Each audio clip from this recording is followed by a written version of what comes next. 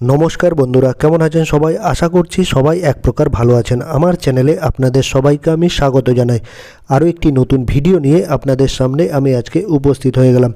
বন্ধুরা, আমি আজকে আপনাদের মোবাইলের কিবোর্ডের এমন একটি গুরুত্বপূর্ণ সেটিংস শিখিয়ে দেব, যে সেটিংসটি আপনারা শিখে নিলে আপনাদের মোবাইলের কিবোর্ডের অক্ষর অর্থাৎ লেটার যদি ছোট ছোট হয়ে থাকে, ঠিকমতো আপনারা টাইপ করতে পারছেন না, অর্থাৎ আপনাদের কিবোর্ডের লেটার বা অক্ষরগুলো যদি ছোট ছোট হয়ে থাকে, আপনারা ঠিকমতো দেখতে পাচ্ছেন না, টাইপ ঠিকমতো করতে পারছেন না, একটা অক্ষরে চাপ দিচ্ছেন, অন্য অক্ষরে চাপ লেগে যাচ্ছে, ঠিকমতো আপনারা টাইপ করতে পারছেন না বা ঠিকমতো দেখতেও পাচ্ছেন না। তো আপনারা এই কিবোর্ডের অক্ষরগুলোর সাইজ কিভাবে বড় করবেন, অর্থাৎ অক্ষরগুলো কিভাবে বড় করবেন, সেই সেটিংসটি আপনাদের আমি আজকে শিখিয়ে দেবো। তো সম্পূর্ণ ভিডিওটি আপনারা দেখতে থাকবেন।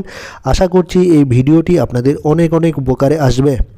মোবাইলের কিবোর্ডের অক্ষরের সাইজ বড় করে নেওয়ার জন্য আপনাদের প্রথমে কী করতে হবে, গুগল প্লে স্টোর ওপেন করে নিতে হবে। গুগল প্লে স্টোর থেকে আপনাদের একটা অ্যাপ ওপেন করে নিতে হবে, ঠিক আছে? একটা অ্যাপ ডাউনলোড করে নিতে হবে, ঠিক আছে? এটা লিখবেন আপনারা রেডমিক কিবোর্ড। এই দেখুন, আমি আপনাদের একটু দেখিয়ে দিচ্ছি। এই অ্যাপটি কিন্তু আপনারা ডাউনলোড করে নেবেন বা ইনস্টল করে নেবেন।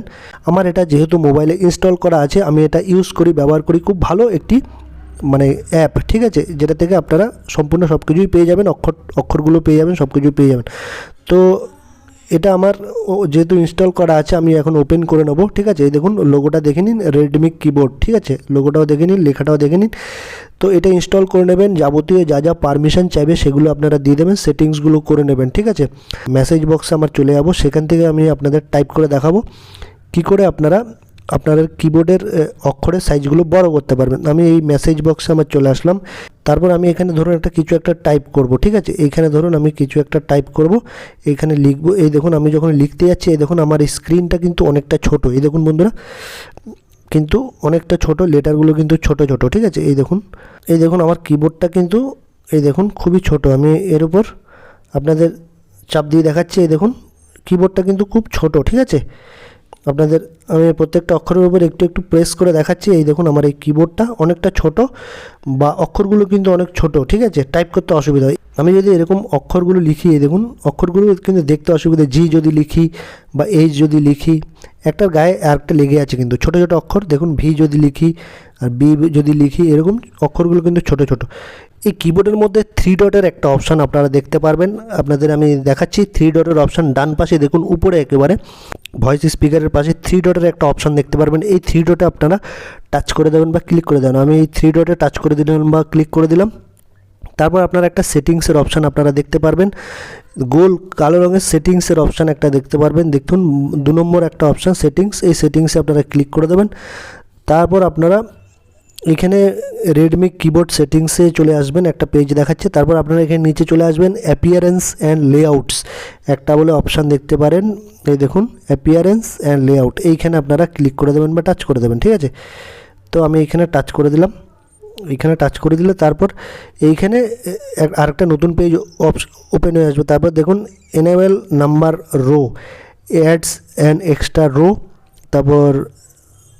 তারপর হাইড লং প্রেস হিন্টস, এইরকম অপশানগুলো কিন্তু আপনারা দেখতে পারেন। আপনারা দুটো সেটিংস কিন্তু অন করে দেবেন, তাহলেই কিন্তু আপনাদের কাজ শেষ।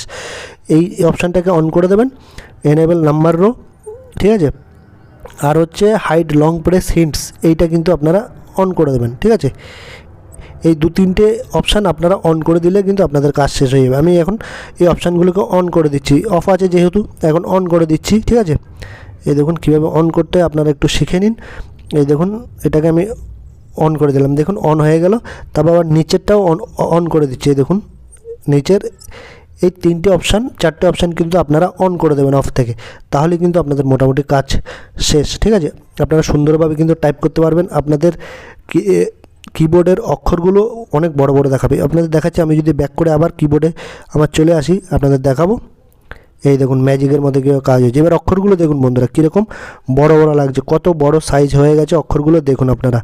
এই দেখুন কিউ বলুন, তারপর ডব্লিউ বলুন, তারপর 1 2 3 4 বলুন, দেখুন এই অক্ষরগুলো কত বড় বড় ছিল। আর এই কিবোর্ডটা কিন্তু একদম নিচের দিকে ছোট ছোট ছিল, আমরা অক্ষরগুলো ঠিকমতো দেখতে পাচ্ছিলাম না, ঠিক আছে বন্ধুরা?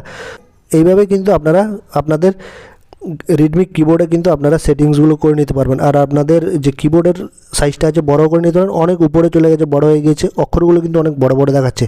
এবার কিন্তু আপনারা স্পষ্ট চোখে দেখতেও পাবেন, সুন্দরভাবে টাইপও করতে পারবেন। আর একটা লেটার চাপ দিতে গেলে, একটা লেটারে টাইপ করতে গেলে অন্য লেটার গায়ে কিন্তু লাগবে না। এই দেখুন, আয়ে যদি চাপ দিই, আয়ে দূরের থেকেও কিন্তু আপনারা টাইপ করতে পারেন। পিতে যদি চাপ দিই, পিতে লাগলো।